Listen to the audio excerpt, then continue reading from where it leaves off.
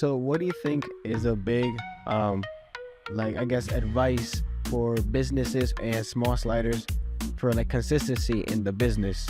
What do you think is a good advice? Well, it's kind of hard to mess up our product, right? So like the consistency of the product is good. The biggest thing is customer. Like we have a few like a lot of restaurants do, Chick-fil-A is like my pleasure. We have thanks for sliding through. So you want to make sure, like, it may sound silly, but like it does get people's attention. So like keeping the employee consistency of saying the right things and like those little moments, it can be 15 seconds, you see a guest at a window or on your iPad out front taking their order, where you could compliment on their glasses or their earrings, or they could be having just a rough day, or and the little split thing, they're there just to get food, but the consistency of just the customer service is what is the biggest thing. For sure. Because the product, like I said, sells itself. It's fairly simple to make. So messing that up would be a challenge.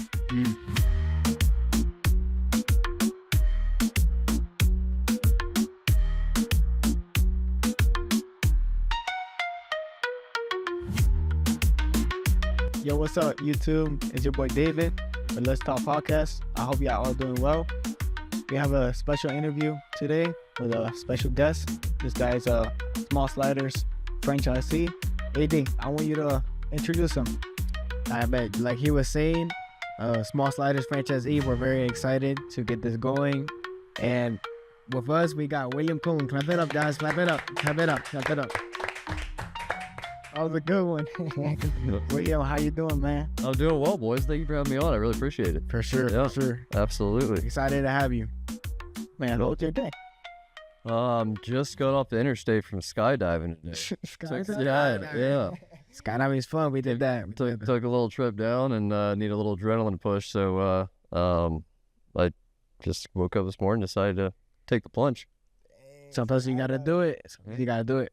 Man, I remember when I went skydiving, I don't know how many thousands of feet. I think it was like around at 13, around there, maybe. Oh, no. Yeah, but it was fun, though. Either way. Yeah. That door opens and you roll out. It is something else. Jumping out of the plane. Yeah, them nerves, man. It's like, yo, am I really about to do this right now? But it's cool for sure. I would do it again. Yeah. How many times have you gone? Was it your first time? That was my fifth time. Fifth time? Fifth time, yeah. Fifth time. I haven't gone in forever. We got a daredevil here. It's fun. So I had to bring it back, kind of realize what I was doing. Remember that stuff from the old days. And yeah, it was a trip. As soon as that door opens up, though, like my heart was racing, and I just went completely calm. And I was like, "This is it." Yeah. You get your no going back now. No going back now. You're already in the plane. It helps that you're attached to somebody. Yeah, pushing you out there. Yeah, that no. No. The other day I seen a parachute. Like it was this. I don't know if you guys seen it. It got attached to the own plane. A parachute got attached to the own plane when it was like he or she jumped out the plane and it got attached to the plane, and it was like, thank God he had a backup. Just cut himself loose and then I was like, whoa.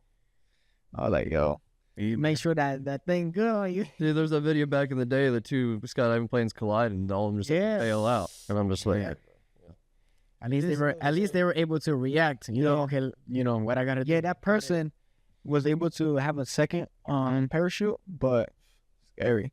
Definitely scary. You can definitely fall real quick. You're done. Yeah, there was this older gentleman that like lived like a little down the road, and he was like, "Yeah, we have people land in my yard all the time, and we have this happen, that happen." And he's like, "You going up?" I'm like, "Yeah, our plane's probably like ready to go in 10 minutes." And he's like, "Well, a lot of bad stuff happens. I've seen it all, man.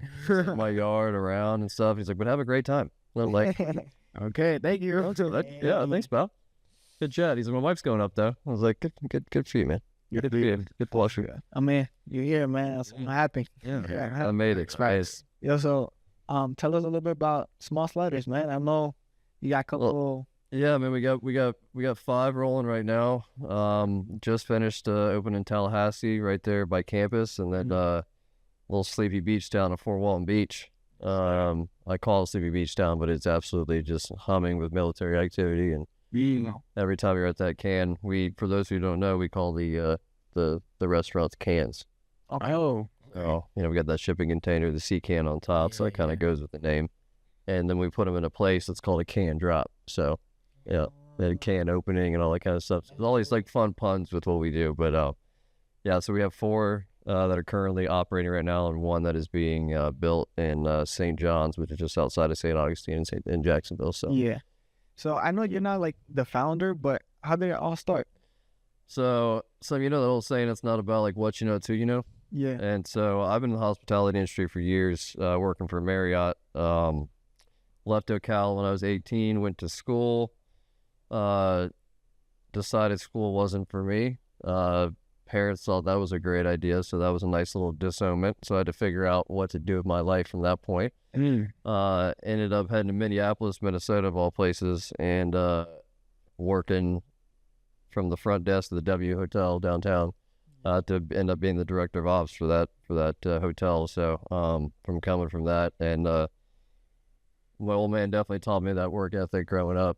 So had I not had that, I would probably been just lost in the sauce in Minneapolis in the freezing cold. But I did the whole couch surfing thing, was on food stamps, and had to make my way and figure it out. Wow. And so that got me hooked on the whole hospitality industry, because like I just seeing how you can change people's days up, how you can do this and have a fun, funky environment at the same time. So like, you know, my old man's in the beer business and beverage industry, so that's hospitality in itself, right? Okay. Supplying products. And so I always say our product sells itself, and so it was a natural transition for me to go into the restaurant business. Yeah.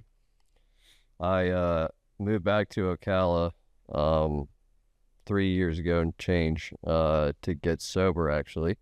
And my plan was to go back into the hospitality industry afterwards. And you're asking how I got into Smalls. A good family friend of ours, who know about 17 years, who we used to just hunt and fish with all the time. His college roommate and best friend had this idea in his head, and he was just making these sliders in his backyard. He decided to start selling them on a truck, and this is in Baton Rouge, Louisiana. So like Cane's has come out of there, a bunch of different restaurant brands have come out of, you know, of all places, Baton Rouge. So wow. I got a call about 4+ years ago from Brandon Landry, is the founder's name of Smalls. I was obviously not in a position 4.5 years ago with myself to take on that challenge. Hence getting sober. But since that point, the opportunity came back around, and I had the opportunity to invest on the corporate side of things. And he had no stores in Florida at that point and wanted to expand outside of Louisiana. He had about 8 stores at this point, I think it was, or cans. I should, say the right lingo there. Yeah. And we had a phone call, and the same sort of conversation we had before, where it was like, hey, this thing's growing. Would you like to bring it to Florida? And so went to Atlanta, where they'd moved their headquarters. Even with 8 little stores, they still wanted to be big time, and moved to Atlanta. So flew up there, had some chit chats, did a franchise agreement for a large number of stores to build. But I didn't just want to be invested on that side. I wanted to actually, run and operate my own restaurants. And from the hospitality point of view, like I said, the product sells itself, in my opinion. Refresh, never frozen, just offer a very simple menu with a great product. So we're in the business of hospitality. Yes, sir. Right, the customer experience. For sure. Four locations in 4 years. Dude, I've been, so when I initially got the call from Brandon and we had this conversation, I didn't know anything about Smalls, wasn't going to go anything blind. And so we came up with the idea of me being like, hey, what if I moved out to Baton Rouge, lived out there, and worked at the can that's there? And so that's what I did to see if I wanted to get into it in the first place. So I moved out there for 3 months, and I worked in the cans, and I just saw the cult-like following they had, and the just the product itself was just so good. And the brand, just like, I use this word so much, like funky, but it is such a funky brand. And with just the way it's pushing out things. And so I moved out there, I was sold on it, came back, didn't have to think too much on it, signed the franchise agreement.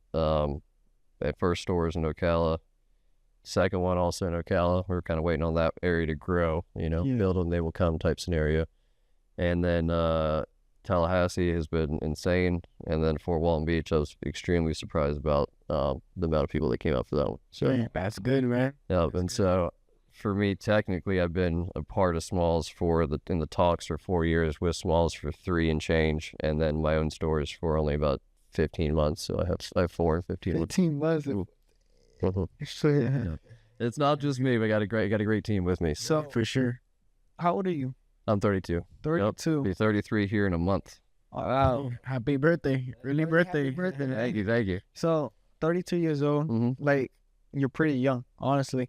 You are young, yeah. Yeah, you're always young. Who's your mentor? Is it your dad, your mom? I've had a lot of different mentors throughout my life, throughout my experiences, because I would definitely say growing up, my old man's work ethic, and you know, he's still with us, but he was a very much a stern Southern parent. So there was not a whole lot of room for error in that household. He's definitely a mentor. The way he's taken his business and grown it how it has. They're originally from Tampa. I'm born and raised here in Ocala. They moved here in the 80s and bought a fledgling beer distributorship that only sold 3 products, and now he's grown it into a total beverage that services the entire state. So seeing him do that and learning a lot of things, I'd like to think a lot of it comes naturally, but I've definitely learned along the way. Yeah. And so in all my travels and things like that, I've had different mentors in my life, you know, whether it's been in the hospitality industry or me working in the beer business and stuff like that. So there's been a bunch. I mean, but my old man's probably, like, sounds cliche, but all the business acumen that I've learned is definitely. Can you tell us a little bit more about that? Like, how was it, like, being raised and, like, your siblings? I do. I'm the youngest of 3. My sister's the oldest, and she's got 3 little. I can relate to that. I can relate to that. Being the baby, dude. Everybody thinks it's the best thing. It's not. But I am the one. Yeah, I'm one of 3. I got a middle brother, and then myself. My sister's got 3 great kids. My brother's married to a lovely girl, and they're trying to have some kids as we speak. So, you know, Lord willing, that'll happen. But raised in when my dad bought the business, my mother was in the catering industry, and she kind of kept the family afloat as he was growing. For the first portion of my life, she was kind of the breadwinner, if you will. They're trying to, you know, help him realize his dreams of what he was wanting to do while supporting the family at the same time. So I got to see it from different perspectives, and because they were both working, they had a little bit of income to have some Jamaican nannies come into my life, and I don't like using the word nannies because they're part of my family at this point. Yeah. So I always joke around and say I was raised by Jamaicans, but when I had 2 parents who were not around, not because they chose not to be around, because they had things going on. I was very much raised by a whole different interesting, a whole bunch of Jamaicans who I love and talk to this day. So Yeah, that's good. What's your favorite Jamaican food? she makes this. It's gonna sound cliche again, but she makes this breaded jerk chicken. It's just out of this world. And the one I'm referring to, her name is Norma. She was with us the longest, and she's basically like a grandmother to me. And Wow. she, I called her the other day, actually, probably last week, just check in on her and everything. And I asked her if she could cook me some old style stuff, and her answer was like, "Do you think they allow me to have that in my pantry anymore?" She's getting older, and she has a strict diet now, and it's like, I'm gonna sneak you some Jamaican food. Heaven forbid it kills you, but I'm gonna sneak you some food, and I'm gonna get it there. But no, that was that added a whole different dynamic to my upbringing. Yeah. Because there was so many different people around all the time, and Right. you know, not only was there the Southern Wolfins, there was the Jamaican Wolfins. So, like, I got a question. So, like, when you were in high school and things like that, what did you see yourself doing at that time? Dude, I was one of those kids who had no idea what he wanted to do. Yeah, no idea. Absolutely no clue. Like GPA was low and everything. No, I did well in high school, and I played like I went to a very small school. It's not around anymore, called Hale Academy. But they didn't have any sports, so I played a lot of, like, you know, intramural stuff outside, and I did travel baseball for a while. What position? Second base, maybe. Yeah. Okay, all up for things. day. I had the arm to be a third baseman or a shortstop at second. Little Manny Machado. They call me the vacuum baby. What's your favorite team? I'm a Yankees fan. Oh, we got big Yankees fans in the family. Yeah, big Yankees fans. Yeah, not a bandwagon fan. Family history with the Yankees and all that kind of stuff. So, Yankees all the way. And then, family being from Tampa, you got to support the Rays a little bit. The Rays? Yeah, I get you. I get you. But no, man, the what was Hold on, what do you? It was like, what did you think you were gonna do when you were high school? Oh yeah, I mean, I just said that so you could probably be in the same cup, but I was one of those guys, like I told you, I had no idea what it was. Mm-hmm. GPA was good, how to keep that up. The family was strict on that. But had I just gone to the school I went to and had those friends, nothing against the school itself, but I just would have been a reject. I graduated with 3 other kids, so that puts things into perspective of class size and things like that. So I definitely branched out through sports and having other friends and things like that. But no, I didn't know. My brother and my sister went to the same college that I did, so I sort of just followed in their footsteps because I didn't know what I was doing. Yeah. I was just like, this is the easy choice. I applied at a bunch of places, got in everywhere I applied. Definitely wasn't ready for college. I'll tell you that. Yeah. Different monster. I get to college and I'm like, oh wait, I'm no longer just visiting my brother and sister. I go here now. And so I was like, this is not for me. This is not for me. I did the whole fraternity thing and I stayed for 2 years, and then by the skin of my chinny chin chin, did not get academically discharged from that school. And then, decided it wasn't for me, and then Minneapolis bound after that. Yeah, man. Yeah. But I didn't know. I mean, the falling into that, all that stuff happening for a reason, in my opinion.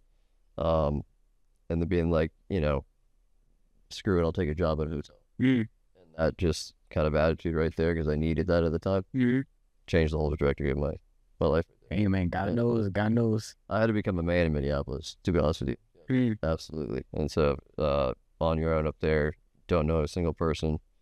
The last name of being Ocala is not following you around. No, so there's just bare you, start from the bottom. And no, that turned me into the person I am today for sure. Yeah. Without that experience, I would not have be doing what I'm doing.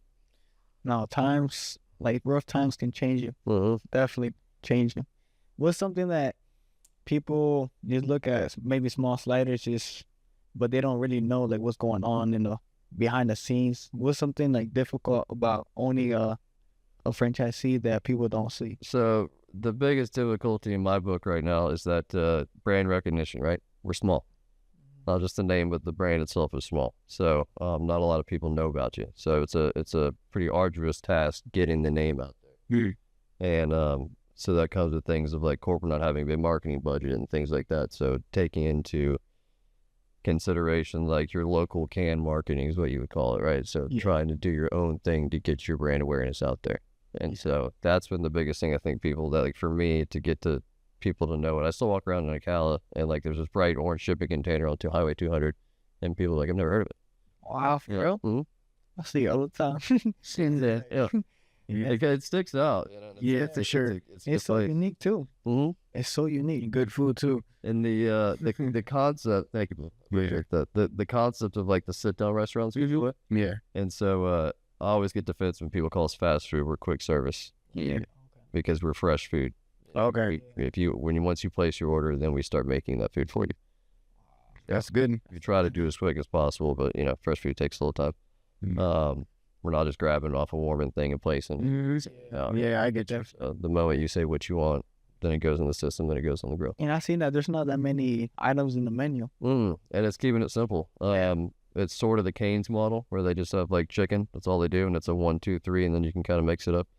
But we've noticed with the guest experience, just like not having much to choose from.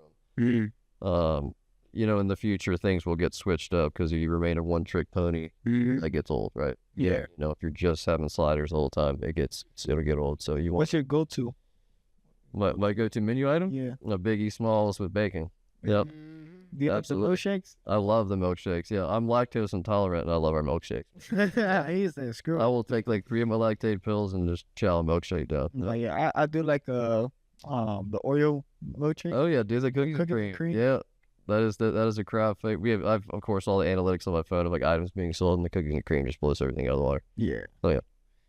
It's good, and it's fresh ice cream, man. It's good, and we have the same machines McDonald's has, and ours don't break down. Because all the time we service them and clean them 3 times. That's the thing, because I used to work at McDonald's when I was 15, and I was like, bro, you just gotta clean it, and it's not gonna break. So take care of your equipment. Your equipment will take care of you. Yeah. Yeah. Sorry, McDonald's, but it is what it is. Oh, just I'll still get a So- crown over cheese all day. But Yeah. So what do you think like was the struggle of being able to bring the franchise here to Ocala? biggest struggle for me was I was doing everything by myself. Mm. So I have a team around me now, which is making things a lot easier. Hoping it would work. Obviously, this being my hometown, wanting to bring it to Ocala first, knowing the area, knowing the people, and hoping that being from here would help me with the marketing and all that sort of thing. And Ocala definitely showed up and showed out for this, Yeah. for sure. Good numbers. They had great numbers, yeah, man. And you go through the honeymoon phase when you first open, right? So I've seen all these inflated numbers that you know are not going to be what's going to be your average throughout the thing. So you try to see what worked during that time. You can kind of see what return guests are being like, and there's a lot of the Biggie Smalls is probably one of the biggest things that sells.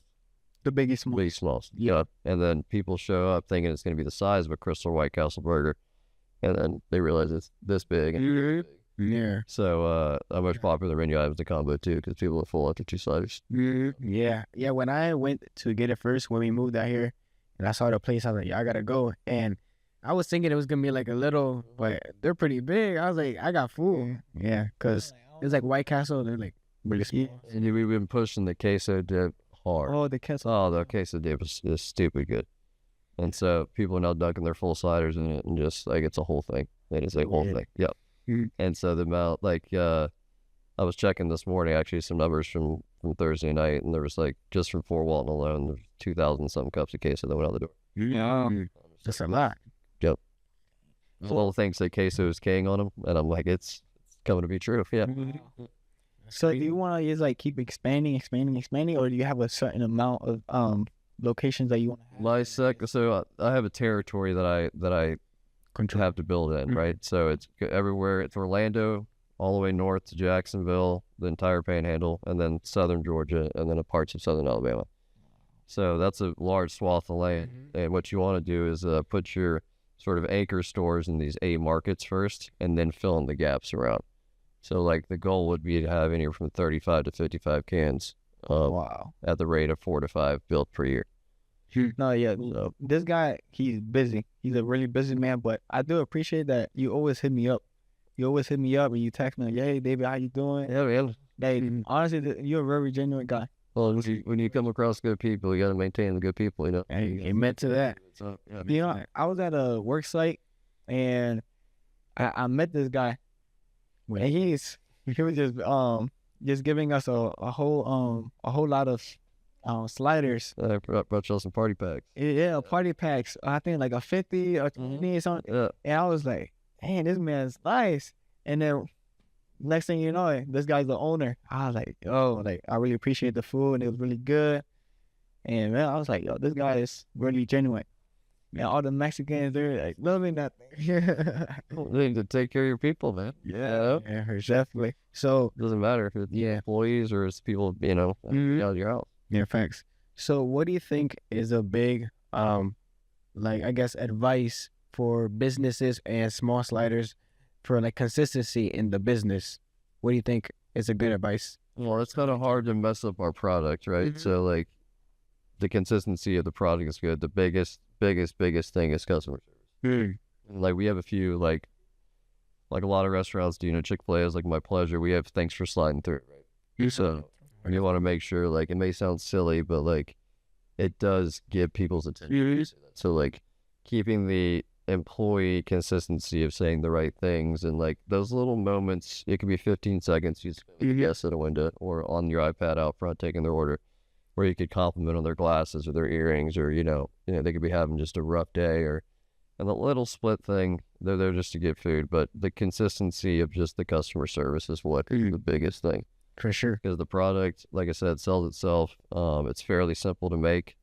So messing that up would be a challenge.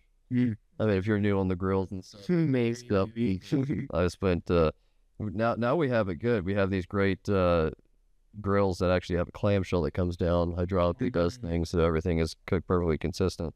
When I was first working in Smalls, we were hand smashing every single patty. So, with the spatula. oh yeah. So we're just doing thousands of smashes per day, and so Sheesh. now our grill team just has to press a button and comes down, and they'll still got to learn how to do everything correctly, and it's still a whole process. But that's the biggest thing. But it's just maintaining customer service. And what I've noticed too is in the different markets that we put in, like all the people are different. So like your squad members that we hire, they're all different. Like different walks of life, different backgrounds. Of course, everybody is, but like regionally, they're different. The team at Tallahassee is much different than the team at Fort Walton. Right? Wow. And like the team we have here in Ocala is much more different than those. So it's been interesting working with just a whole different group of people every time. That's cool. Because we hire like 60 off the bat for each opening. And slowly, it's just the way things work. It's not us being, rude or anything like that. Like some people aren't cut out for it, so they naturally fade away. And then, some people act up and act out and they've got to go. And then so you get your core staff down to about 35. Do you have any like funny stories? There's probably some stories I cannot say on camera that are really funny. There's been one of these things I thought was funny is the Olive Garden and Red Lobster that are directly across the street from us on 200 at the Ocala East Can. They don't have cameras, so if anything happens in their parking lot, I'm getting a call from the police asking to go through the camera footage. So one night there was a habitual tire stabber, and so we ended up catching the group of people who were stabbing tires through our smallest cameras. But that took it was nights after nights after nights of like this poor manager at Red Lobster getting their tire replaced and then just getting it absolutely smacked the next day. And so it wasn't just one time; it was just multiple times. The first video showed one person, then the next couple videos showed multiple people showing up and everything. And so like, there's been a lot of like police things done with like our cameras at Smalls because people think Highway 200 is decked out with cameras. That's not. And ours only zooms so far, so you're just seeing shadowy figures doing sketchy things. But just like can antics. So I like to keep a fun environment in there, like and something that may seem simple, like the music, for example, right? Yeah. The music on the outside that like the guests are hearing and stuff is a little mundane, a little more family friendly, depending on the days. I'll switch it up. It's I prefer having EDM and house on out there like all the time because just like the vibes. Yeah. But the music on the inside is different because the employees don't necessarily want to be hearing that. And I compare it to like you getting that last set at the gym and that song hits just right, you're going to get that last set at the gym. Yeah. If they're getting tired and the day's getting long, they've been working so hard and everything like that, then you just grab the aux and put on some bangers and like they're good to go. They start running. So I made sure there's 2 separate zones for each store because the employees sit there listen to a playlist on repeat all the time. Like I would go start crazy. Yeah. So but there's been crazy stuff that's happened, like, I mean, you're in the restaurant business, man. So it's just a lot of things. Smalls is a great, safe place, a great place to go and things like that. But there's always employee drama. There's some, fun things that happen throughout and I call them fun because they're just like, they just add a little interesting aspect to an industry that I'm, fairly new in still. We're going on a year and a half of this. So of me owning, I've been in different, food service roles in my life before, but being the one in charge is a little different. Well, yeah, it's very like fast paced leadership. How do you handle it? Surrounding yourself with good people. Good people. So I have a director of operations, Ernie Papio. He's originally from New Jersey. Great guy, moved down here to Florida, and he was the Southeastern Regional Director for Krispy Kreme. So he had about good donuts. Very good donuts. Yep, very good donuts. So he knew his stuff. He has forgotten more about the restaurant business than I even know. Wow. So where I compliment Ernie is about, from my hospitality side of things and my vision of things, my marketing, acumen for things, where he has, ample knowledge on all the other business side of things. So learning from him and him learning from me has been a good relationship. And then my district manager, who just got promoted from being a general manager, is Andrew. Those were my first 2 hires. So to see the objective is, you go into a Burger King or McDonald's and like you're probably just going to be there doing what you're doing at the same pay rate for quite some time. Because we're growing so quickly and because we want to do this like promote from within type of structure. We've had, some squad members the last 15 months who've started at, $15 an hour and don't have a GED, They're just working a job. They think they're coming in there just to like, I'm just going to serve drinks and say the lingo and do this, do that. And then they start raising to the top a little bit, and they're like, oh, I got a promotion. Now I'm a ship leader. And then it's like, okay, well, our GM from here is going to be now become the GM of another store. So like we found someone that we can keep in the system and move. And so we can trust that person. We're not hiring somebody new. And then that person originally came in who thought they were just going to be flipping patties is now gone up to a salaried employee with room to grow, and eventually, become a general manager, and then go up higher, and that become a district manager once we get more stores. So That's what's up. I don't want anybody walking in there. Like, we have orientations before we start, a week of training before we open, and I always have to do a speech beforehand, and I make sure to add that in my speech. Like, you are not walking through the store, excuse my language here, but I say if you work your ass off, like the sky is the limit. Because Yes, definitely. and the way we're growing, and it only makes sense to me too. Like, you can trust the people that have been with you, and if they're willing to move and grow with you with the company and see your vision, I mean, you can't beat that. Yeah, people who want to win will win. Absolutely. Yeah, for sure. And you can see those people. Like, sometimes I can see them day one, and sometimes they come in day one, they are just like nervous Nellies, not talking to anybody. I mean, you've never met any of these guys you're working with, guys and girls you're working with before, so it's all just like this new high school type environment. And our age range is like a few minors, because minors come with different, rules and regulations of how long they can work and breaks and things like that. So, not a lot of our cans have a lot of minors, but the 18 to 24 range is like what you're normally working with. Okay. And in Fort Walton, we did. So when I first started talking about my story, right, the Minneapolis portion of it, when I was on food stamps, down and out, things like that, I could not wait 2 weeks for a paycheck. There were some times where I could not wait those 2 weeks. Like, something would happen within those 2 weeks where, like, I'd be like, I need my money now, right? And I'd have to go like pawn something or do something that I didn't want to do. So we pay our employees weekly, and then we're doing $16.50 an hour. So That's good. yeah. What's a mistake that you committed in the beginning that you learn from it and you don't commit anymore? You don't do anymore. One thing I'm not going to do anymore is build a location too quickly. So do something very deliberately, and take a little more. The mistake I'm referring to is the second Ocala location. Now, that's not necessarily a mistake. It was just built too quickly. So it's one of those we're going to have to wait on for everybody moving into Ocala is either filling at West Ocala, Marion Oaks, or going towards the Shores area, because Ocala proper is getting stuffed. Yeah. So they are building, the forecast for what that place will be in 2 years are great. But I think the initial You should have waited. should have waited a little longer. So now it just becomes a game of patience. So it's not necessarily a bad thing, right? Yeah. I mean, and the store is not losing money by any means. It's not just like a bang up location. Where like Tallahassee's just, crazy. No, yeah, and Ocala is pretty big, honestly, because it's in the same street, but it's like It's 7 miles apart. Yeah. yeah, it's And miles away. it is long out there. And so on top of the world, and they got Calesta, that new community being built out there, and then 3,400 other homes, and just that would be the only thing I would do, is just make sure it's just very, very deliberate on your locations. So I'm constantly looking at different locations. Like I'll be in Gainesville next week, right before Christmas, to look at a location on University. See if we can't do it. Wouldn't be a drive-through. That'd be a walk up directly on campus. So that would be a whole new thing for Smalls, which would be really sweet.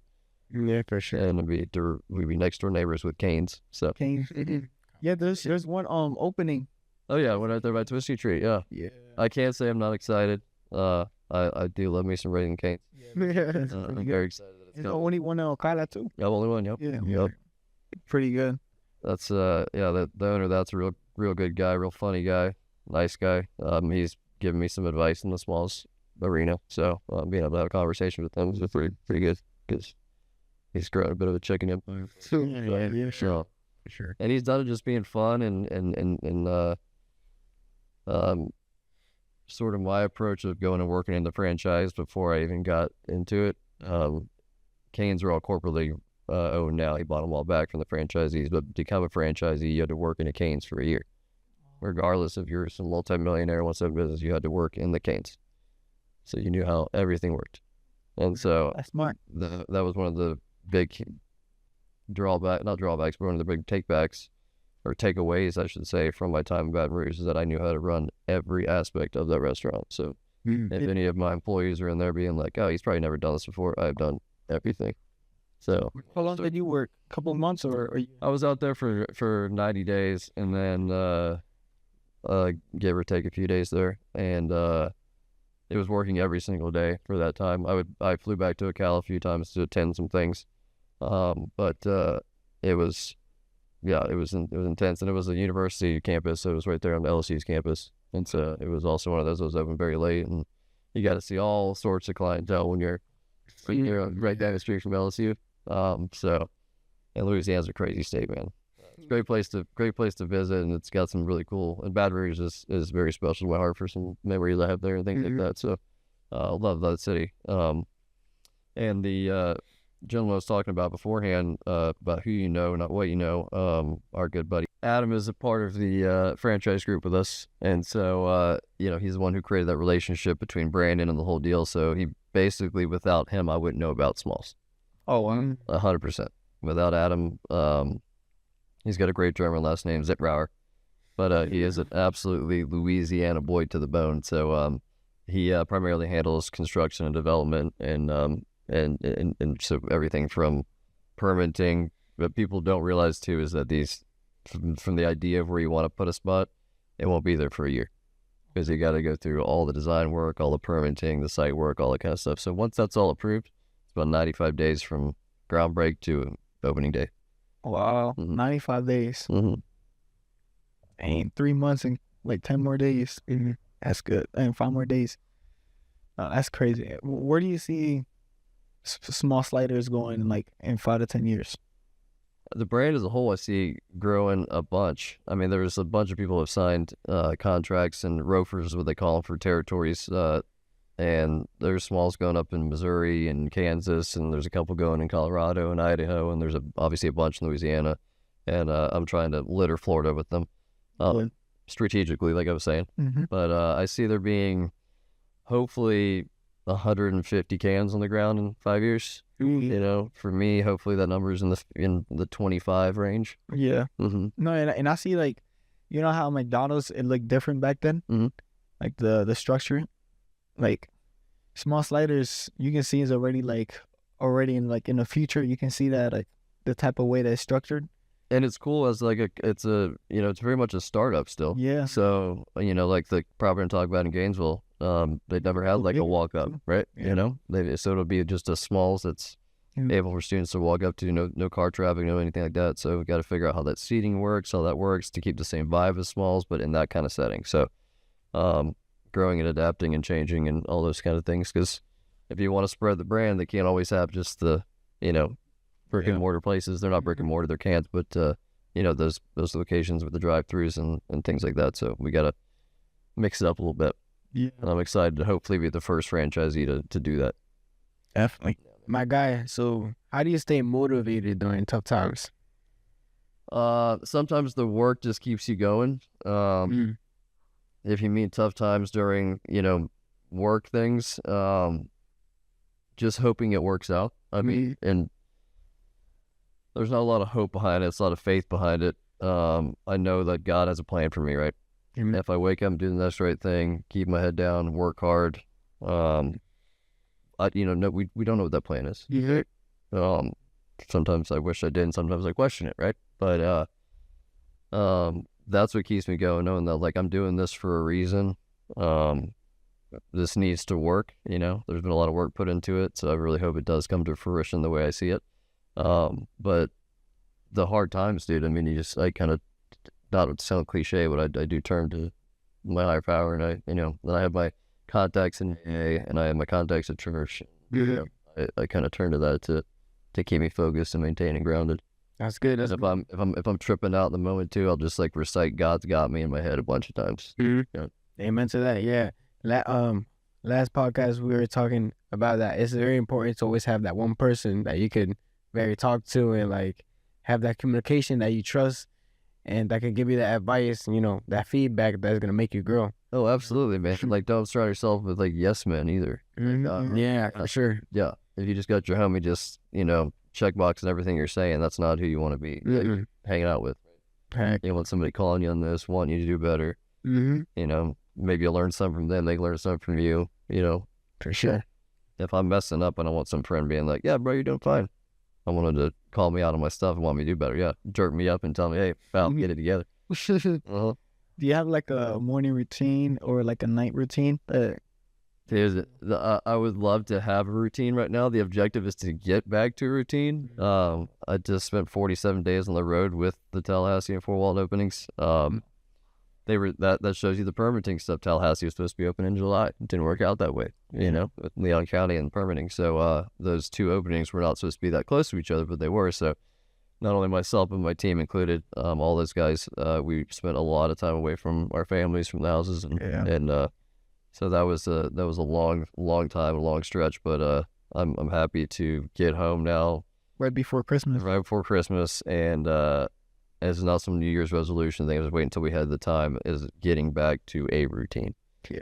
So it has been eating when I can, sleeping when I can, all that kind of stuff. So like that, quite the opposite of a routine. No, literally, this guy, I think, when was it that he texted me? Was it 10 or 12 o'clock? He's like, yo.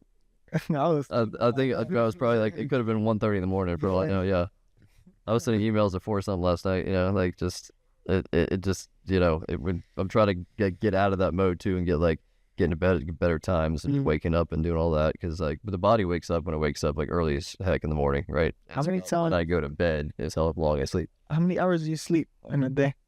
I do. Well, I mean, during those last 40 something days, it's probably been, there was a span where I did stay for 5 days in a row, highly not recommended, but it was just, we're open until 3 a.m. at that location. So, I felt I needed to be in there doing some, you know, extra training and helping out with the staff there, especially with the amount of people we had coming through. So, we may close at 3, but that doesn't mean we are not finished cleaning. So there is a whole other process, especially with the new crew who is learning the cleaning thing. So we weren't getting out until 6:30, 7 in the morning. So you got enough time to go get a cup of coffee, maybe close your eyes for 30 minutes, then come back and get it all started again. Oh, sheesh. No, that's dedication. That's dedication. There's a lot of people, yo, I want to own, but It's still a trust but verify kind of situation. I know as time goes on, more of these are opened up, that, you know, I'll be more comfortable with delegating the task and doing all that stuff. And like, I cannot thank my team enough. They do so much to get this going, because without them, this would not be a thing at all. do you ever want to retire? Or do you want to stay like owner, franchisee for? I think an objective, like anyone's objective to would be, you know, obviously see how things are going and, you know, the 8 to 10 year mark. And if you want to go do something else with your life, the objective would be to find someone who wants to buy all those franchises from you. Yeah. And maybe keep a couple for some passive income, and then maybe the poor ones like Ocala that mean the most. But that's a bridge you cross if you get to that point. Yeah. But no, that would be, I don't see myself being one of those guys that's retired in his 40s or something like that. I couldn't do it. No, my old man's 70, about to be 73 years old, and I don't see him stopping anytime soon. So that won't be me either. What advice could you have for someone that wants to open up a business or something like that? Ask questions. Ask plenty of questions. Don't ask ChatGPT how to open your business. Consult with people that you trust, that you know. Make sure you're doing the right thing. When it comes to like business loans, make sure you're, you know, reaching out to multiple different banks, talking to the people that know what they're talking about. You know, there's a lot of people out there that want to give you predatory business loans. You don't, stay away from them. So when I say ask questions, I mean, make sure you're crossing all those T's and dotting those I's, because a lot of people, when you're trying to start a business and you're newbie, they catch on to you not knowing a lot about what you're about to start doing. That doesn't mean you haven't done your research on it, you're passionate about it. It means you don't know what you don't know, right? There's tons of stuff you don't know. So definitely do your research, surround yourself. When I was doing Can One, I was doing that pretty solo, so I was just consistently asking questions. I mean, I'd be in architecture and engineering meetings, and they're saying all these acronyms and stuff that I had no clue what was going on. And so I would just have my phone next to me, type it, and then be like, construction, this kind of thing, like whatever that acronym was. And then I would sometimes pause in the meetings, be like, y'all, I have no idea what you're saying. So I need someone to, and luckily they're good companies that I chose that were able to kind of talk me through the process and do all that. But yeah, definitely ask questions, the advice, and like don't go into something like make sure you're passionate about it. Don't go anything on a whim. Make sure kind of you grew up hearing like, oh, your business is great and all these kind of things, and it is. But if your old man told you growing up that like it's you're gonna lose sleep over this. This is gonna be this. This is gonna be that. I got to watch my old man fall asleep at the dinner table when I was a kid because he's working so hard, and that's absolutely true. I mean, if you want anything worth anything is hard work. So, I think the best advice I would give for someone wanting to start a business like that would be to, like I said, ask questions, know what you're getting yourself into, surround yourself with people that know that, people in the industry that maybe that you're going into have done it before. Get a perspective from a newbie just getting into it, and get a perspective from someone else who's been in it for a while. And you can find those people. It's not difficult to go out and find somebody who's done what you're trying to do. Definitely. Yeah. And so that's been extremely helpful for me. Just ask questions, because if I don't know something, I don't know something. Yeah. For sure. Hey, do you want to ask one more question? What good news you can tell to the, I guess, like the fans or the customers, for like Small Slider customers, like something that's coming up or something that you can say to those customers? 2026 is going to be the year of a bunch of different options to choose from at Smalls. It'll still be maintain its same slider mentality, but what those sliders can be is going to be different. As far as options of getting milkshakes and getting different things, will be a lot of different options. So 2026 is a year of mixing things up, seeing what sticks, seeing what works. We have a lot of limited time offerings that we're doing, which are going to be fantastic. In January, we got the King Cake Shake coming out. So like Baton Rouge, King Cake Shake, Louisiana. It only makes sense that Smalls is from there. So just a lot of good things coming up, and a lot of different things for people to choose from, which I'm excited about seeing how that works. Everybody, go shop, go eat at Small Sliders. They're so good. You got so many options. Right now, my favorite is the Oreo milkshake, the cookies and cream, and a little slider with bacon too. And 2026 is gonna be a big year for Small Sliders. Man, William Cohn, thank you so much for this opportunity. Fellas, thank you so much for asking. Yes, sir. It's been great, man. When you asked, I was like, absolutely, bro. Of course, man. Thank you so much. Man. Appreciate it, man. You heard it from the guy, William Cohn, one of the top dogs at Small Slider. Go get some food. You'll like it for sure. Please slide on through and give us some support, and you can check out socials. I'll keep everybody updated. So, yep. Yes, sir. Absolutely. You too. We'll see you next time. Peace.